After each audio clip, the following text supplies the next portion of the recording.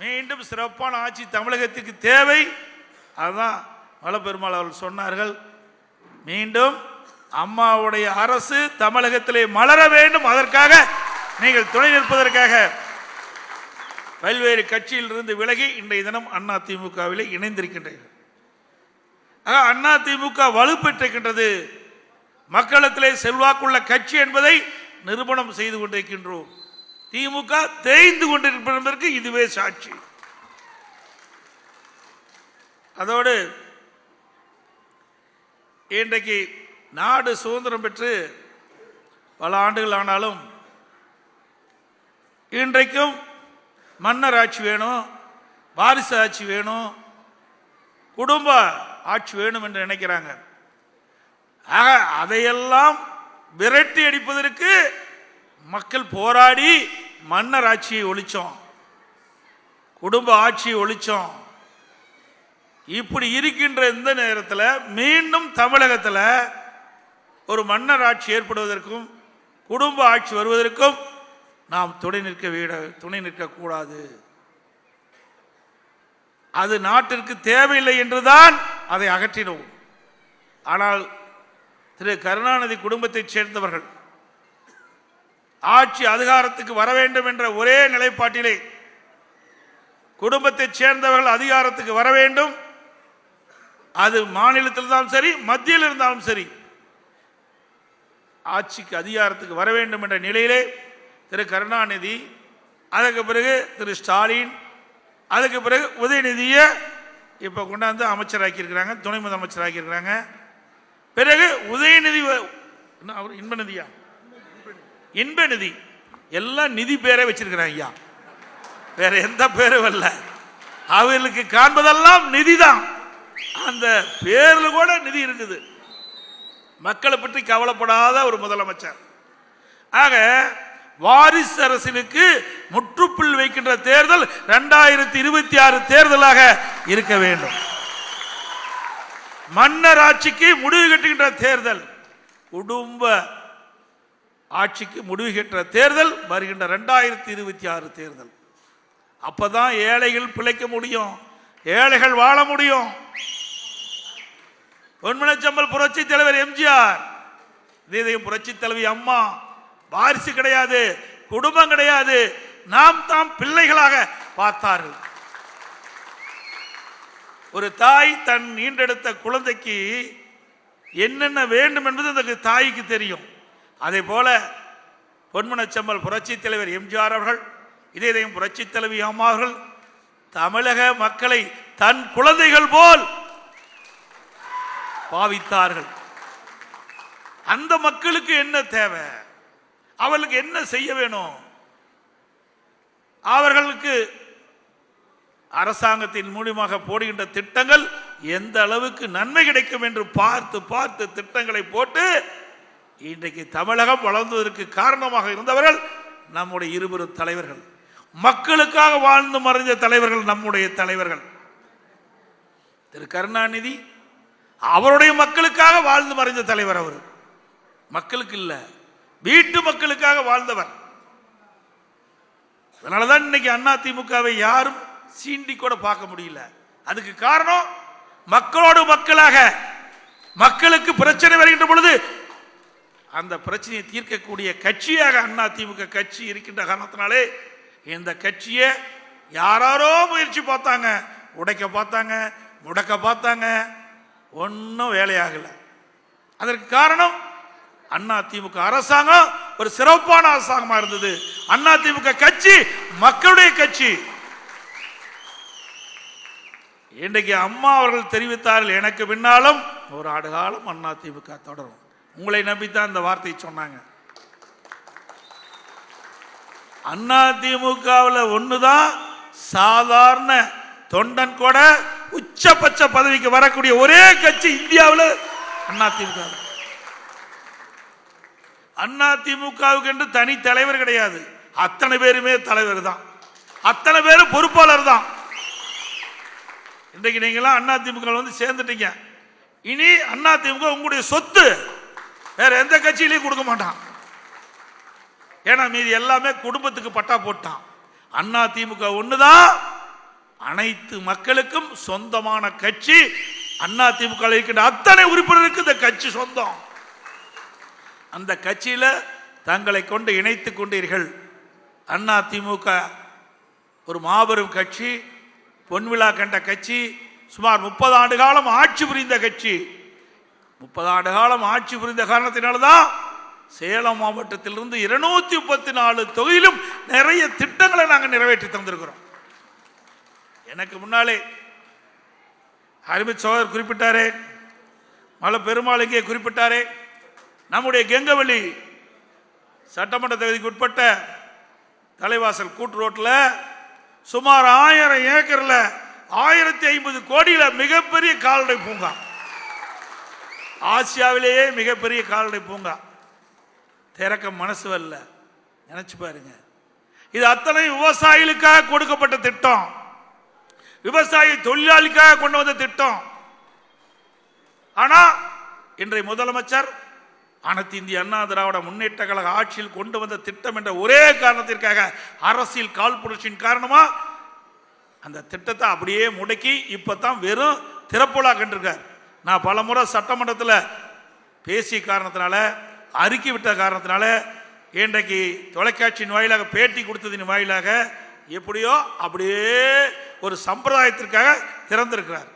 எந்த விதத்தில் நாயும் சொல்லு பாருங்க. இதெல்லாம் மக்களுடைய வரி பணம் இந்த அரசாங்கம் வீணடிக்குது. நான் முதலமைச்சராக இருந்த பொழுது அமெரிக்காவுக்கு சென்றிருந்தேன். அங்கே பஃபலோ கால்நடை, அந்த கால்நடை பண்ணைக்கு போனேன். இந்த கால்நடை பண்ணையில் போனால் ஒரு நாளைக்கு 1,30,000 லிட்டர் பால் ஒரு பால் பண்ணையிலிருந்து உற்பத்தி செய்கிறாங்க. ஒரு பால் பண்ணையிலிருந்து 1,30,000 லிட்டர் பாலை உற்பத்தி செய்கிறாங்க. அதை போய் அங்கே பார்வையிட்டேன். அந்த பால் பண்ணையில் எப்படி மாடை வளர்த்துறாங்க, எவ்வளவு பால் கறக்கிறாங்க, இதையெல்லாம் சேகரித்து இங்கே கொண்டு வந்து கெங்கவள்ளி சட்டமன்ற தொகுதியில் ஒரு பிரம்மாண்டமான கால்நடை பூங்கா கட்டினேன். அங்கே இருக்கின்ற கலப்பின பசுக்கள் ஒரு நாளைக்கு 65 லிட்டர் பால் கொடுக்குது. ஒரு நாளைக்கு 65 லிட்டர் பால் கொடுக்குது. அதே கலப்பின பசுக்களை இங்கே கால்நடை பூங்கா ஆராய்ச்சி நிலையத்தில் உருவாக்கி இங்கே இருக்கின்ற பெண் தொழிலாளிக்கு கொடுக்க வேண்டும் என்பதற்காக தான் இதை கொண்டு வந்தேன். விவசாயிகளுக்கு கொடுக்க வேணும், அதையும் மூடிட்டாங்க. ஐயா, இதில் என்ன அரசியல் காழ்ப்புணர்ச்சி வேணும்? ஏழைகளுக்கு கொடுக்கின்ற திட்டம். இன்றைக்கு நீங்க ஒரு 4 கறவை மாடு வச்சிருந்தா தான் 60-65 லிட்டர் பால் கறக்க முடியும். ஆனா ஒரே கறவை மாடு அந்த கால்நடை பூங்கா மூலமாக கலப்பின பசுக்களை நம்முடைய ஆராய்ச்சி நிலையத்திலிருந்து உருவாக்கி நம்முடைய தொழிலாளிக்கு இலவசமாக கொடுக்கிறோம். பணம் வாங்கிட்டு கொடுக்கலைங்க, இலவசமாக கொடுக்கிறோம். அப்படி ஒவ்வொரு வீட்டுக்கு ஒரு பசு கொடுக்கின்ற பொழுது பால் உற்பத்தி பெருகும், அவர்களுக்கு வருமானம் பெருகும். அந்த வருமானத்தை உருவாக்குவதற்கு தான் இந்த கால்நடை பூங்கா. அதே போல ஆடு, நீங்க ஆடு நாம வளர்க்கின்ற ஆடு ஒரு வருஷம் பூரா வளர்த்தனா ஒரு 15-20 கிலோ கிடைக்கும். அதே ஆராய்ச்சி நிலையத்திலிருந்து உற்பத்தி செய்யப்பட்ட அந்த ஆடுகளை நம்முடைய தொழிலாளிகளுக்கு, பெண் தொழிலாளிகளுக்கு, நம்முடைய விவசாய தொழிலாளிகளுக்கு, விவசாயிகளுக்கு கொடுக்கின்ற பொழுது அதை வளர்த்தனா 40 கிலோ கிடைக்கும். 40 கிலோ ஆடு ஒரு வருஷத்துல அவர்களுக்கு அதை உருவாக்கி தர முடியும். 40 கிலோ எடை உள்ள ஒரு ஆடு உங்களுக்கு கிடைக்கும். இதனால பொருளாதார வளர்ச்சி கிடைக்கும். ஆக இப்படிப்பட்ட அற்புதமான திட்டம் தான் இந்த கால்நடை பூங்கா. அதையும் மனசு வரல இந்த அரசாங்கத்துக்கு. அரசியல் காழ்ப்புணர்ச்சியின் காரணமாக அதை இன்றைக்கும் நடைமுறைக்கு கொண்டு வராத ஒரு நிலையில் இருக்குது. மீண்டும் அனைத்து இந்திய அண்ணா திராவிட முன்னேற்ற கழக ஆட்சி உங்களால் மலரும். இந்த திட்டம் ஒரு சிறப்பான திட்டம் என்று தமிழ்நாட்டுக்கு தெரிவிப்போம். அது மட்டும் இல்லைங்க, இன்றைக்கு நாமெல்லாம் பசுமாடு வளர்த்துறோம். சிந்து மாடு வளர்த்தனா நம்முடைய ஆத்தூர் கெங்கவள்ளி பகுதியெல்லாம் அதிகமாக பால் உற்பத்தியாளர் இருக்கிறீங்க. கலப்பின பசுகளை வச்சு பால் கறந்து நம்முடைய சொசைட்டிக்கு ஊற்றுறீங்க. இதுக்கு காலக்கன்று போட்டால் அதை நம்ம வளர்த்துறதில்லை, அதனால் நஷ்டம் ஏற்படுது விவசாயிக்கு. இதை உணர்ந்து நான் விவசாயிக்கு என்ன கண்ணுக்குட்டி வேணும், கெடேரி வேணுமா, காளை வேணுமா, சிந்துலேருந்து கலப்பின பசுலேருந்து வேணுமா, அல்லது காங்கிங்க பசுலேருந்து வேணுமா, அதை அந்த விவசாயிகள் விரும்பியபடி அந்த பசுவுக்கு இன்றைக்கு அந்த கன்றுக்குட்டி ஈனுகின்ற ஒரு சூழ்நிலையை உருவாக்குவதற்கு நாங்கள் நடவடிக்கை எடுத்தோம். அதையும் மூடி வச்சிருக்கிறாங்க. நாங்கள் ஊட்டியில் அந்த சுமார் 50 கோடியில் அற்புதமான திட்டத்தை கொண்டாந்தோம். விவசாயிகள் என்ன நினைக்கிறாங்களோ, அந்த பசு என்ன கன்றுக்குட்டி ஈண்ட வேணும்னு நினைக்கிறாங்களோ அந்த கன்றுக்குட்டி ஈண்டுகின்ற ஒரு அற்புதமான திட்டத்தை கொண்டு வந்தாங்க. அதுபோல் எல்லா பக்கமும் விவசாயிகள் உற்பத்தி செய்யப்பட்ட காய்கறிகள் பழங்கள் விற்பனை ஆவதற்கு அங்கங்கே தேவை நடவடிக்கை எடுத்தோம். எல்லாம் மூடிட்டாங்க. எல்லாம் சிந்திச்சு பாருங்க. அது மட்டும் இல்லை, எல்லோருக்கும் இங்கே வந்திருக்க பெரும்பாலும் விவசாயத்தை நம்பித்தான் இருக்கிறோம். அது விவசாயம் தான் சரி, விவசாய தொழிலாளியாக இருந்தாலும் சரி, நல்ல தண்ணி இருந்தால் தான் விவசாயம் செய்ய முடியும். அதற்கு குடிமராமத்து திட்டத்தை கொண்டாந்து, குடிமராமத்து திட்டம் அற்புதமான திட்டம். நீங்களாம் ஏரி வேலையில் இருக்கீங்களா, 100 நாள் வேலை திட்டத்தை சொன்னீங்கல்ல, அந்த 100 நாள் வேலை திட்டத்தின் மூலமாக ஏரி ஆழப்படுத்தி இங்கே மழை காலத்தில் தண்ணீரை தேக்கி நிலத்தடி நீரை உயர்த்தி விவசாயிகளுக்கு தேவை நீர், குடிப்பதற்கு தேவை நீரை உருவாக்குவதற்காக கொண்டு வந்த திட்டம் தான் குடிமராமத்து திட்டம். அதையும் கைவிட்டுட்டாங்க. அந்த குடிமராமத்து திட்டத்தில் அங்கங்கே இருக்கின்ற விவசாயிகள் அந்த விவசாயியுடைய அங்கே இருக்கின்ற குழு மூலமாக அவர்களே அந்த பணியை செய்ய சொல்லி அங்கே இருக்கிற வண்டன் மண்ணை அவருடைய நிலத்திற்கு இயற்கை உரமாக பயன்படுத்தினாங்க. விலை இல்லாமல் கொடுத்தோம். இன்னைக்கு 1 லோடு மண் எங்கேயும் கொண்டு போக முடியல. 1 லோடு மண் அள்ள முடியல. அதுக்கு 1000 ரூபா கொடுத்தா தான் கொண்டு போக முடியும். அப்படிப்பட்ட ஒரு அவலநிலை இந்த ஆட்சியில் இருக்குது. அதோட விலைவாசி உயர்ந்து போச்சு. ஸ்டாலின் பேசுற ஏதோ அவர் வீட்டிலிருந்து பணம் எடுத்து கொடுக்குற மாதிரி 1000 ரூபா கொடுத்தேன், 1000 ரூபா கொடுத்தேன். எங்கேயா கொடுத்த? மக்களுடைய வரி பணத்தை தான் கொடுத்த, உங்க வீட்டிலிருந்து கொடுக்கல. அதையாவது முழுமையா கொடுத்தியா? இல்ல. 2.5 ஆண்டு காலம் நாங்க போராடணும், சட்டமன்றத்தில் தொடர்ந்து பேசணும். திரு ஸ்டாலின் அவர்களே, ஏழை மக்களை வஞ்சித்து வாக்குகளை பெற்று விட்டீர்கள். கவர்ச்சிகரமாக பொய்யான வாக்குறுதியை கொடுத்து மக்களுடைய வாக்குகளை பெற்று நீங்க ஆட்சியில் அமர்ந்திருக்கிறீங்க. நீங்க 1000 ரூபா உரிமை தொகை கொடுக்குறீங்க, 2.5 ஆண்டு காலம் கொடுக்கல. இனியும் தாமதித்தால் கடுமையாக நாங்கள் போராட்டத்தில் ஈடுபடுவோம் என்று சொன்னோம். அப்புறம்தான் 2.5 ஆண்டு கழிச்சு தான் 28 மாதம், சுமார் 28 மாதம் கழிச்சு தான் இந்த 1000 ரூபாயை மக்களுக்கு கொடுத்தாங்க. அதுவும் நாங்க போராடித்தான் உங்களுக்கு நாங்க பெற்று தந்தோம். அவர் மனமுந்து கொடுக்கல. இதே அண்ணா திமுக தேர்தல் அறிக்கையில் படிச்சு பாருங்க. ஆட்சிக்கு வந்தார், நாங்க 1500 ரூபா கொடுக்கறோம். ஆட்சிக்கு வந்திருந்தா 1500 ரூபா கொடுக்கறோம். ஆனா சில பேர்